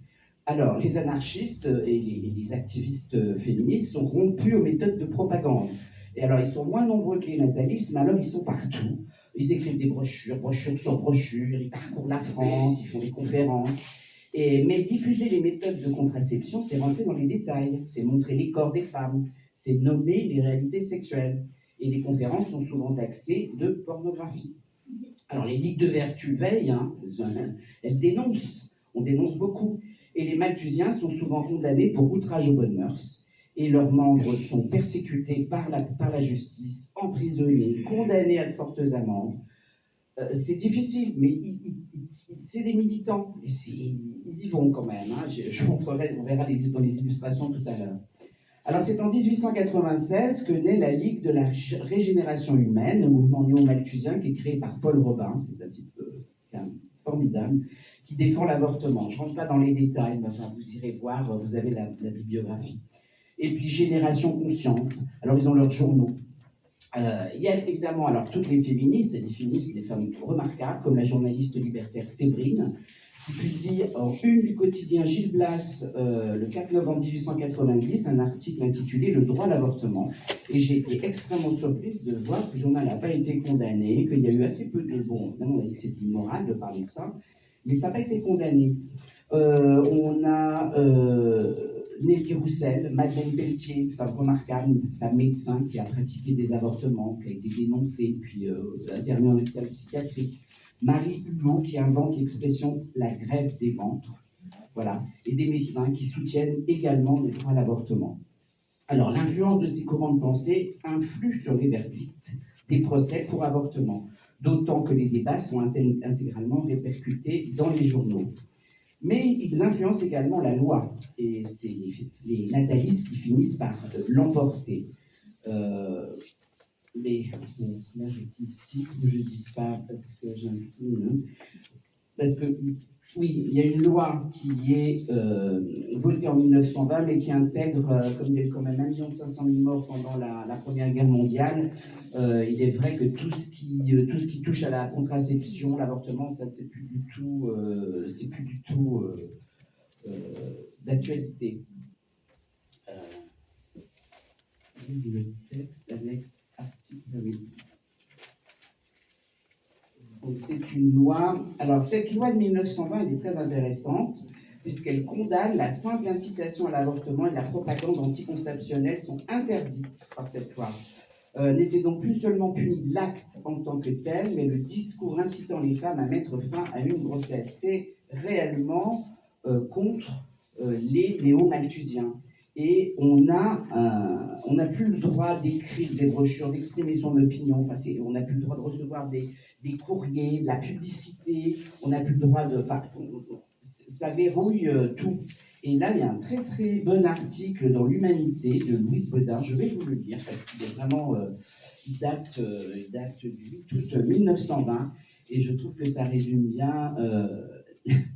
Vous entendez bien maintenant que le crime d'avortement n'était qu'un prétexte. Il n'est mis en premier lieu que pour faire impression, mais il s'agit bien moins du crime d'avortement que de la propagande néo-malthusienne. Comme il n'est pas un de ces messieurs aristocrates, grands bourgeois, mercantiles des affaires ou de la presse qui ne la pratiquent conjugalement ou extra-conjugalement, cet article de loi ne peut viser ni atteindre les compagnes de leur plaisir. Et c'est bien en effet la femme de l'ouvrier, la femme du peuple qu'on veut atteindre. Celle-là restera dans l'ignorance et dans l'impossibilité de limiter le nombre de ses enfants. Les cabarets sont ouverts pour son homme, mais les cabinets médicaux sont fermés. Elle croupira dans des taudis sans air, sans lumière et sans eau. Qu'importe, elle aura des gosses. Elle sera exténuée par les travaux de l'atelier, de la fabrique et du ménage. Qu'importe, elle aura des gosses. Elle ira laver à la rivière des charges de linge à tomber sous le poids. Elle montera son 6e des seaux d'eau à lui arracher les bras. Qu'importe, elle aura des gosses. Ils mourront tuberculeux de syphilis héréditaire dans leurs clapiers et dans des hôpitaux infâmes. Qu'importe, elle aura des gosses. On les tuera par millions pour le droit et la civilisation. On les laissera pourrir au bagne s'ils se révoltent. Et s'ils deviennent conscients, qu'importe, elle aura des gosses. Si elle en perd 10, elle en aura 12. Elle crèvera, mais elle aura des gosses. Et voilà comment, à propos d'une loi de pardon où l'on ne voit pas qu'aucune femme emprisonnée ait été pardonnée, la prison sociale de la femme a été pourvue d'un verrou de plus. Telle est la justice des hommes. Je trouve ce texte... très fort. Voilà, donc ça c'est la loi de 1920, qui sera complétée d'ailleurs par la loi de 1923. Ça c'est une loi donc, pour interdire la propagande. Et la loi de 1923, elle est intéressante aussi, puisque les jurés d'assises sont jugés trop indulgents Ils comprennent, ce sont des hommes, d'accord, mais c'est vrai que les peines ne sont pas souvent extrêmement sévères. Alors on va déclarer que ce n'est plus un crime mais un délit. Ça ne va plus passer aux assises, ça va être correctionnalisé, et donc ce sont des juges professionnels qui vont juger donc l'avortement. En même temps, quand on regarde les faits, les chiffres, on verra, ça n'a pas vraiment eu d'impact réel sur la sévérité des peines. Voilà, alors le deuxième débat de l'époque, c'est la médecine d'hôpital contre les cliniques privées. Ça, c'est vraiment important. La médecine est alors dominée par la faculté de Paris et ses princes omniprésents, omnipotents, le mandarinat. Alors, on a ce fameux Paul Brouardel. Voilà. Je vais vous dire tous ces titres, c'est important. C'est un médecin légiste. Il est titulaire d'une chaire de médecine légale de la faculté de médecine de Paris. Il a été médecin de l'hôpital Saint-Antoine puis de la Pitié. Il est membre de l'Académie de médecine et membre libre de l'Académie des sciences, doyen honoraire de la faculté de médecine de Paris, membre de l'Institut à l'Académie des sciences, président d'honneur du syndicat des médecins de la Seine, président de l'Association française pour l'avancement des sciences, commandeur de l'ordre du mérite agricole, grand officier de la Légion d'honneur, et j'en passe. Il domine avec... donc on a le portrait de Brouardel. Alors bon, j'ai lu Les Morticoles de Léon Daudet. Bon, c'est pas mon auteur préféré, c'est un gros antisémite d'extrême droite. Mais bon, à l'époque, en 1894, il n'a pas encore rejoint l'Action française. Il est passé par la faculté de médecine, il n'a pas eu ses examens. Il écrit un livre que j'ai lu qui est d'ailleurs intéressant, qui s'appelle Les Morticoles. C'est un roman-charge sur les médecins de la faculté qui seraient rongés par l'ambition, la vanité et les querelles d'école. Et il dépeint un médecin, c'est l'alias du fameux Brouardel, le docteur Crudanet. Il dit « Le docteur Crudanet était membre sociétaire des 8 académies officielles, de la chambre haute et basse, du bureau de la santé sur terre, sur mer et dans l'air, spécialiste de plusieurs facultés spéciales telles qu'yeux, nez, oreilles, langue, pieds, dents, et généraliste génial quant à l'ensemble de ses facultés. » Soit un peu ces titres ronflants, mais vous allez voir que ça joue beaucoup dans le procès. Un des soutiens de la Jarige écrit à propos de Brouardel, il écrit à la Jarige « Croyez en attendant, chers confrères, à l'estime, à la haute estime des rédacteurs du Réveil, tous médecins, tous sur la brèche, tous libres, indépendants, tous absolument décidés à marcher contre magistrature et officiels, contre tout ce qui nous déteste, nous écrase et nous trahit. Je vous serre la main et de tout cœur, je n'en ferai pas autant de celle de votre accusateur, monsieur le doyen expert, ce Fouquier-Tinville du corps médical. » Voilà. Donc il a aussi quand même ses critiques, ce Brouardel. Alors, avec un certain nombre de ses collègues, Brouardel, il fait le procès des cliniques privées, accusées de s'enrichir et d'opérer à tout va. Alors, il est vrai que les cliniques privées font une redoutable concurrence à la faculté. Et durant le procès, la presse va prendre le parti des maîtres de la faculté.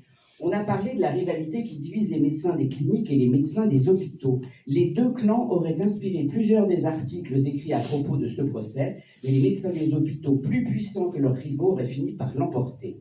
Ils auraient de la sorte réussi à indisposer l'opinion contre les cliniciens dont Boileau et Lajarriche seraient les boucs émissaires. La chirurgie moderne tout entière a été prise à partie. On a dit qu'elle était atteinte de folie opératoire. Voilà. Alors, ils appartiennent chacun, en plus Brouardel et Boileau, à un syndicat concurrent. Brouardel est président d'honneur du syndicat des médecins de la Seine et Boileau est le secrétaire général de la Société clinique des praticiens de Paris. Syndicat qui est né en 1890 de la volonté de s'émanciper de la tutelle de la faculté pour écrire librement, avoir une autre forme de pratique, c'est un peu plus moderne. On parle de l'affaire des deux médecins, c'est-à-dire de Brouardel et de Boileau. Si les accusés avaient été des officiels, si l'accident qui leur était reproché avait eu pour cadre une salle d'opération d'hôpital, l'affaire eût été vite arrêtée. Mais c'étaient des concurrents, et le mot d'ordre était « su aux cliniques ». La condamnation était une bonne affaire, on l'a favorisée. Alors ces débats sociaux sont transposés dans des romans. Ça c'est juste une petite... Bon, je ne vous le dis pas maintenant. Et alors, un autre point qui apparaît quand même quand on parle de l'avocat général, c'est qu'on oppose médecine de ville et les médecins des villes et les médecins des champs. Et le réquisitoire de l'avocat général est d'un mépris profond pour Lajarriche notamment, pour Boileau aussi. Ils sont taxés d'amateuristes face à la faculté. Vous avez vu les titres, ça pose son nom. Voilà ce qu'il dit. de Lajarige, l'avocat général, simple médecin de campagne. Lénia de Lajarige a quitté Beaune-la-Rolande vers 1885 pour venir se fixer à Montreuil-sous-Bois. Médecin à Montreuil, médecin dans toute l'acception du terme, son cabinet ne suffisait pas à son activité et surtout à ses besoins. Si nous le voyons médecin à Montreuil, nous le voyons spécialiste à Paris, où il a d'abord un cabinet avenue Le Dru-Rollin, puis en dernier lieu 4 rue de Rivoli. A-t-il été un praticien éminent ou simplement distingué? Non. On vous a parlé hier d'une invention, d'un procédé thérapeutique dont le plus grand éloge vous a été fait par des gens compétents. Je n'ai rien à dire sur ce point, mais je constate que le praticien dont on vous a fait l'éloge était bien peu connu avant les faits qui ont révélé son nom au grand public. S'il n'avait pas acquis de réputation au vrai sens de ce mot, il avait du moins gagné beaucoup d'argent. Il avait réalisé le rêve de pas mal de confrères, il avait sa voiture. Voilà, c'est un procès en amateurisme là, qui retombe sur l'ensemble des cliniques privées. Et alors, à l'occasion du procès, il y a un témoin de Lajarige qui vient, il s'appelle le colonel Bory. Il fait rire toute la salle. Bon, il vient de Brive-la-Gaillarde, il parle comme ça. C'est un brave homme il fait un témoignage formidable, mais tout le monde se fout de lui parce qu'il vient de la campagne. Il y a aussi vraiment cette opposition entre Paris, la faculté, les médecins de la faculté de Paris, et puis ce pauvre Lajarige, quoi qu'il ait fait, quoi qu'il ait inventé, on n'y accorde absolument aucune espèce d'importance. Voilà, alors ça c'est une affiche de propagande nataliste. J'aime bien ces affiches d'époque. Le plus grand des périls qui menace la France est la diminution de sa natalité. Voilà. Voilà, la vie ou la mort de la France. Ah, vous voulez revenir? L'Allemagne ne nous aurait pas attaqué en 1914 si nous avions été 10 millions de Français de plus. Voilà, c'est écrit. Mince. Attendez, là, je sais plus où je suis, j'ai appuyé sur ça. Voilà un autre tract. Alors ça, c'est le contraire, c'est la Ligue de la régénération humaine qui présente une conférence publique et contradictoire sous la présidence donc, de la féministe Nelly Roussel avec Paul Robin. Sujet traité, le néo-malthusianisme et la révolution. Voilà les planches anatomiques qu'on présentait dans les... C'était très pratique, hein. Et ça, alors là, on a beaucoup reproché ça. Il ne fallait pas montrer d'appareil génital, il ne fallait pas nommer les organes. Voilà, ça c'est 1909, Génération consciente, devant le journal néo-malthusien. Ah là, je vais vous passer Montaius quand même. Parce que alors j'ai cherché des chansons, mais je vous dis des chansons sur l'avortement, autant il y a des chansons sur les enfants martyrs, mais l'avortement c'est quand même pas un sujet désopilant et qui fait chanter. Et Montaius, lui, donc il a écrit La Butte Rouge, etc. Donc il est revendiqué par plein de gens, hein, par les anarchistes, les communistes, les socialistes. Bon, c'est un chanteur, il est surtout anti-militariste. Et donc il était issu d'une famille de 22 enfants. Voilà. Alors cette chanson qui s'appelle comment ça s'appelle? C'est la grève des mères. La grève des mères. Elle a causé, vous voyez, un véritable scandale au sein de la société française de l'époque. C'est une chanson qui est la dénonciation de la guerre, encourage les mères à ne plus donner de fils et à sacrifier au bourreau. Elle est perçue comme une chanson abortive et comme une incitation à l'avortement, et l'auteur a été condamné à 2 mois de prison. La chanson, elle, fut interdite d'exécution publique. Là, je voulais vous présenter mes petites féministes quand même qui sont... Oui, alors on ne va pas écouter la chanson, surtout pas. Comment je le mets en grand? Ah ben d'accord, ouais. Bon. Donc vous avez les féministes connues, hein, Séverine, donc a écrit l'article de journal dont je vous ai parlé tout à l'heure, Madeleine Pelletier, formidable, Nelly Roussel, Marie Beau, voilà. Et alors ça, c'est quand même incroyable, parce que c'est interdit l'avortement, mais alors dans les journaux, vous avez plein de publicités de sages-femmes qui font de la publicité, diplômés de première classe, reçoit des pensionnaires à toutes époques. On dit à l'époque, les périodes, on appelle ça des époques. On a ces époques. Voilà, donc clean et discrétion assurée, c'est vraiment des invitations à l'avortement. Et c'est ça que la loi de 1920 bien évidemment, entre autres, veut réprimer. Mais moi, j'ai trouvé en 1927 un autre journal, d'autres pages d'un journal, L'Intransigeant, qui est un journal assez connu. Donc 7 ans plus tard, donc 7 ans après la loi de 1920, on a encore ça dans les journaux. Alors c'est beaucoup moins explicite, hein, on ne parle pas d'époque, on ne parle pas de discrétion, mais vous avez plein de publicités pour des sages-femmes, donc ça continue, évidemment. Voilà. Alors là, on arrive à la fin, les suites judiciaires et humaines de cette histoire. Alors le verdict. Après 20 minutes de délibération et à une voix de majorité, les 2 médecins sont condamnés à 5 ans de réclusion avec circonstances atténuantes et sans interdiction professionnelle. Étonnant comme article quand même. Alors il est accueilli par des cris du public, à mort, à mort, à mort les jurés, les gens lèvent le poing, à bas les jurés, à bas la presse, à l'eau les jurés, voilà. À la sortie de l'audience, il y a une ovation est faite aux avocats. Il y a véritablement un mystère quand même. Enfin, il y a quand même une partition dans le public. Alors, la réaction de la Jarige à ce verdict, au prononcé, je vous lis article du journal, au prononcé de l'arrêt de la Cour condamnant les 2 accusés à 5 ans de réclusion chacun, Monsieur de la Jarige a été pris d'une syncope. Monsieur le général de la Jarige, présent à l'audience, et Monsieur le docteur Floquet sont accourus. Le général, se penchant sur son malheureux frère, lui criait « Ne te désespère pas, je te connais, moi, je te continuerai mon affection, je t'aimerai toujours. » Aussitôt revenu à lui, le docteur de la Jarige a murmuré en regardant son frère « Ah, il eût mieux valu pour toi et pour moi que je meure dans cette crise. » Alors la réaction de Boileau, alors lui, il est complètement sonné, il est effondré, il pleure en silence. Ils ont un véritable choc. Alors ce verdict reflète toute l'incertitude quant à la culpabilité des accusés. Alors, on ne manque pas, évidemment, de faire un procès en incompétence aux jurés. Ça, c'est très classique. Incapable de comprendre les subtilités médicales dont, pour certains, on relève les professions.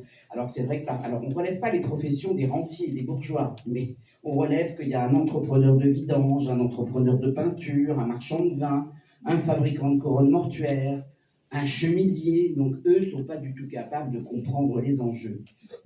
Les conséquences humaines, eh bien, outre la mort déjà de Marie Thompson et de son amant, leur demande de pourvoi est rejetée aux médecins, et pendant 2 ans, on va les transférer dans différentes prisons, et puis la peine de réclusion est commuée en emprisonnement, ce qui rend les conditions d'incarcération un peu moins sévères. Alors, Boileau, surtout, il va très très mal supporter la prison et son indignité. Sa santé mentale se dégrade. Il fait 2 sérieuses tentatives de suicide. Et après sa libération anticipée en 1898, sa santé mentale demeure extrêmement fragile. En avril 1902, il est pris d'une crise de folie furieuse dans un café. Il veut qu'on lui amène le héros de la guerre des Beurs en Afrique du Sud. Enfin, il est complètement... voilà. Et il est interné dans une maison de santé, donc il reste un petit moment là-bas. Et puis, il en ressort. Il a recouvré la santé, il se marie quand même en 1905, à l'âge de 49 ans. Et il a essayé de reprendre pied dans le monde médical, mais ça ne marche pas du tout, personne ne le soutient. Alors, il change de voie, il est passionné par la boxe et il va fonder un gymnase où ont lieu des entraînements et des combats au 11 rue de Malte dans le 11e, et où il réside. Alors, il étend ses activités au bien-être par le sport, quand même, la respiration, les massages, l'exercice physique, il est assez pionnier, quoi. Voilà, son gymnase est réputé. En 1911, soit 14 ans après l'affaire, ah oui, puis alors lui, il a intégré la fanfare du 11e arrondissement, la Voltairienne, donc ça va un petit peu mieux. Et 14 ans après l'affaire, eh bien, il obtient enfin sa réhabilitation. Il a 55 ans. Elle intervient après la réhabilitation du docteur de la Jarige et il est rétabli dans ses droits. Mais il meurt à Paris à l'âge de 65 ans et sa carrière a été complètement broyée par cette affaire. Quant à la Jarige, alors lui, même s'il supporte un petit peu mieux que Boileau ses conditions d'incarcération, il n'en est pas moins affecté physiquement, il a des problèmes de cœur, il a des problèmes, voilà. Et on remarque que quand il sort de prison, il est vraiment très voûté, très faible. Alors en mars 98, son frère, le général, donc, a quitté sa retraite et puis ça l'a vraiment éprouvé. Il est hospitalisé au Val-de-Grâce et il va mourir en mai 1898. Il ne verra pas la libération de son frère au mois de novembre, qui revient à Montreuil. Et en février, c'est la femme de la Jarige qui décède, elle aussi très éprouvée par cette affaire. Voilà. Donc, durant les années suivantes, alors lui ne désarme pas, hein, il répond à un article de journal et il fait paraître un droit de réponse en 1902 quand on parle de l'affaire. Il dit « Mais tant qu'il me restera un souffle de vie, tant que mon sang circulera librement dans mes veines, je crierai, je hurlerai notre innocence. Et quelque petit que je sois, il faudra bien que l'on m'entende. » Alors il dit bien nous, il parle des deux, et puis quelques petits s'effacent aux gens de la faculté. En 1905, il a confié ses intérêts à un nouvel avocat, et bon, voilà. Et en 1906, il a 63 ans, et lui aussi se remarie avec un professeur de piano. Bon, il habite alors Place des Vosges. Et enfin, le 10 mai 1910, il obtient sa réhabilitation. Alors ensuite, on le voit faire des conférences dans les universités populaires sur le traitement moderne de la tuberculose pulmonaire chronique avec démonstration sur le malade. Il écrit des articles, des ouvrages sur la tuberculose. Il a pris son bâton de pèlerin et il s'en va porter la bonne parole et son remède dans les dispensaires pour toucher les classes populaires. Il se rend dans des conférences, des congrès, il quête des fonds pour le dispensaire du 15e arrondissement dans lequel il travaille. Alors il est persuadé qu'une saine alimentation, il n'est pas le seul, hein, c'est ce qu'on pense à l'époque de la tuberculose, est nécessaire pour soigner les tuberculeux. Alors voici ce qu'il préconise, je vous le dis parce que c'est... Voilà. C'est parce qu'il a acquis la conviction que la médecine tourne là dans un cercle vicieux que le docteur de la Jarige rêve d'inaugurer au dispensaire de Grenelle, pour servir d'exemple et de modèle à tous les autres dispensaires du même genre, un système nouveau permettant de donner aux pauvres malades, à défaut de la ration d'entretien, au moins la ration de guérison sous la forme la plus condensée et la plus active. À cet effet, à chaque visite au dispensaire, le tuberculeux recevrait gratuitement, en outre des soins médicaux, une certaine quantité de viande de cheval crue, râpée et passée au talus, à ingurgiter sur place, cela va de soi, avec un verre de champagne. Ben voilà, la viande de cheval, c'est pour renforcer les forces du malade, et puis le champagne, c'est un tonique. Ce ne serait pas encore l'idéal, socialement parlant, bien entendu, mais enfin, la piste serait ouverte et le principe pesé. Ça coûterait très cher, allez-vous me dire. Pas autant que vous pourriez le croire, car en réalité, la facture par tête se solderait, non pas en francs, mais en centimes, à économiser sur les frais d'hôpital. Ce n'est plus là, d'ailleurs, affaire de thérapeutique, c'est affaire de solidarité.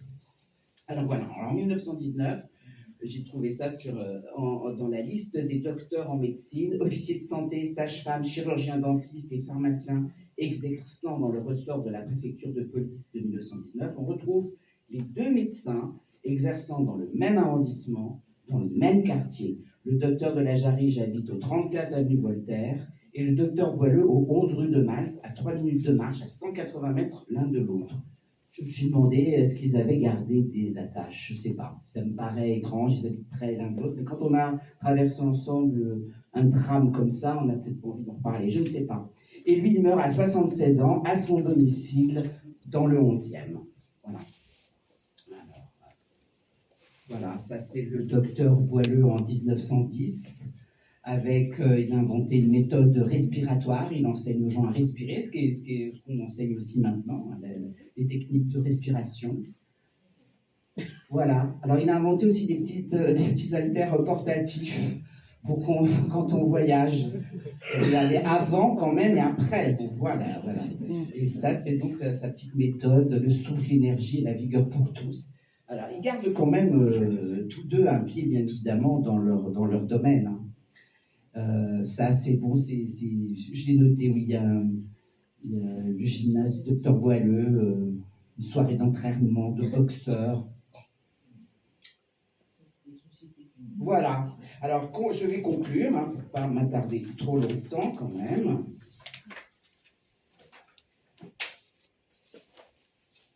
Alors, est-ce qu'ils étaient coupables ou pas? Ça, c'est quand même la grande question que je me suis posée. Je dois vous dire que j'avais dû être juré dans ce procès. Je sais pas ce que j'aurais voté. Je pense que j'aurais voté quand même non coupable. Parce que quand vous étudiez le dossier, vous voyez vraiment que le dossier à charge, vraiment c'est particulier. Il y a vraiment une lutte entre la faculté et les cliniciens. Et alors, ils ont lutté toute leur vie pour leur réhabilitation, ils se sont battus. Ils ont vraiment, c'est vraiment des innocents qui n'ont pas cessé de clamer leur innocence, qui ont été vraiment physiquement meurtris par cette affaire. Alors, je sais bien qu'à l'époque, la réputation, c'était quelque chose de beaucoup plus important que de nos jours, peut-être, encore. Donc, bon, Mais bon, moi je crois qu'ils n'étaient pas coupables. Et les conséquences législatives, on les a vues. Donc, c'est les natalistes qui gagnent. Mais bon, malgré toutes ces lois, l'avortement continue d'être pratiqué et la correctionnalisation n'a pas entraîné l'effet escompté. Alors, il y a un décret-loi en 1939 qui renforce les peines encourues pour avortement ou pratique de l'avortement, qui peuvent aller jusqu'à la peine de mort en cas de récidive. Et alors, évidemment, sous Vichy, en 1943, on a quand même 2 condamnations à mort, l'affaire Marie-Louise Giraud et puis un avorteur, Désiré Pioche. Alors, je me suis dit quand même que cette histoire d'avortement repose sur un paradoxe, parce qu'on est dans le secret, mais il faut divulguer ce secret. Il y a la nécessité d'avoir un réseau pour avorter, mais il faut rester discret. J'ai trouvé une jolie formule par une historienne qui a écrit un livre formidable, Laura Tatoué, qui est dans la bibliographie. Elle parle de notoriété souterraine. Et je trouve ça assez joli, parce qu'il faut effectivement, pour avorter, il faut être discret, mais il faut quand même avoir des réseaux, il faut quand même en parler. Donc et bon, voilà. Sinon, je terminerai en disant qu'il faut demeurer vigilant, parce qu'actuellement, les lois de l'État de l'Alabama prévoient pour l'avortement illégal, même en cas de viol ou d'inceste, une peine de 10 à 99 ans de prison et une amende pouvant aller de 15 000 à 60 000 $. Et d'une certaine manière, c'est beaucoup plus sévère que dans bien des cas de l'Antiquité jusqu'au 19e siècle. Voilà. J'ai été la chanson. Voilà.